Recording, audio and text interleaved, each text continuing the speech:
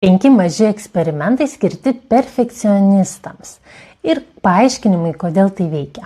Pirmas eksperimentas – neišplauti puodelio iš karto, palikti jį kriauklėje arba šalia kriauklės. Kodėl? Nes perfekcionizmas dažnai verčia mus kuo greičiau sumažinti tam tikrą įtampą. Kai iš karto nesitvarkome, mokomės, kad truputis netvarkos nėra pavojus. Antras eksperimentas – išeiti iš namų ne iki galo susitvarkius. Galbūt plaukai netokie, gal makiažas nepadarytas. Kodėl tai veikia? Nes mes mokomės, kad vertė nepriklauso nuo to, ar atrodome idealiai. Trečias eksperimentas – leisti svečiams pamatyti netobulus namus. Neatidėkim susitikimo vien todėl, kad namai nėra idealiai sutvarkyti. Kodėl tai veikia? Mes dažnai bijome ne pačios netvarkos, o kitų žmonių įvertinimo.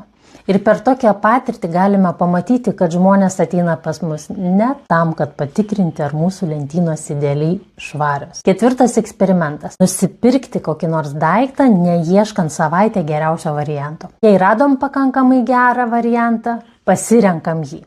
Kodėl tai veikia? Nes ne kiekvienam sprendimui reikia ilgos analizės. Kartais pakankamai gerai tikrai yra pakankamai gerai. 5. Neperdaryti po kito žmogaus.